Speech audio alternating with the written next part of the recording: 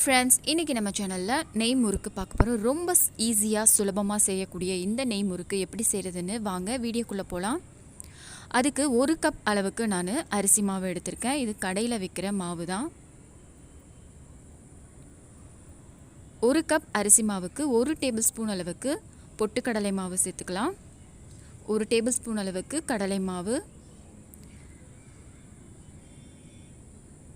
தேவையான அளவு உப்பு சேர்த்துக்கலாம். கொஞ்சமாக பெருங்காயத்தூள் சேர்த்துக்கலாம். இப்போது எள்ளு இல்லைன்னா சீரகம் சேர்த்துக்கலாம். நான் இப்போ கருப்பு எள் சேர்க்குறேன் 1 டீஸ்பூன் அளவுக்கு. 1 டேபிள் ஸ்பூன் அளவுக்கு பட்டர் சேர்த்துக்கலாம். பட்டர் உருக்கி கூட சேர்த்துக்கலாம். இப்போ எல்லாத்தையும் நல்லா மிக்ஸ் பண்ணிக்கோங்க. பட்டர் மாவோட நல்லா மிக்ஸ் பண்ணதுக்கப்புறமா தண்ணி கொஞ்சம் கொஞ்சமாக தெளித்து நம்ம பிசையலாம். தண்ணி கொஞ்சம் கொஞ்சமாக தெளித்து பிசைஞ்சிக்கோங்க.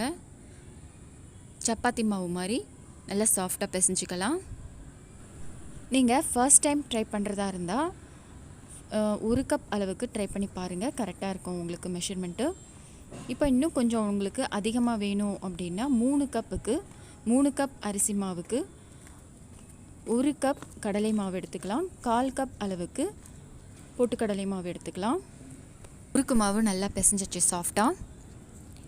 இப்போது முறுக்கு பிழியறதுக்கு 1 ஸ்டார் அச்சு நம்ம எடுத்துக்கலாம். இந்த மாதிரி 1 ஸ்டார் மாதிரி அச்சு எடுத்துக்கோங்க.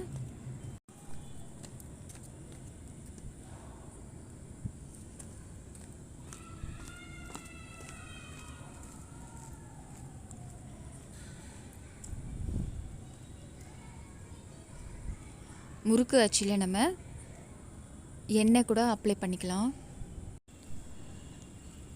எண்ணெய் ஹீட் ஆகிடுச்சான்னு பார்க்கலாம்.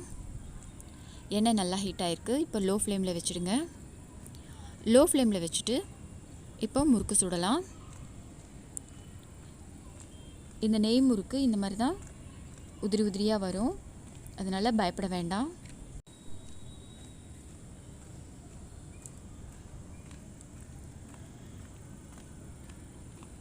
எண்ணெயில் போட்ட உடனே நீங்கள் கரண்டியில் போட்டு பெரட்டாதீங்க. ஒரு 2 மினிட்ஸ் போல் இருக்கட்டும்.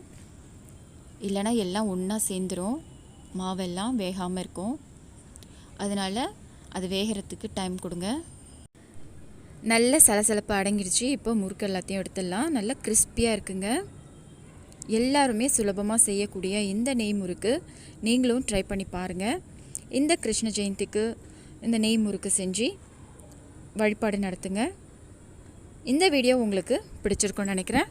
பிடிச்சிருந்தால் லைக் பண்ணுங்கள், ஷேர் பண்ணுங்கள், சப்ஸ்கிரைப் பண்ணுங்கள். மறக்காமல் பெல் பட்டனை கிளிக் பண்ணுங்கள்.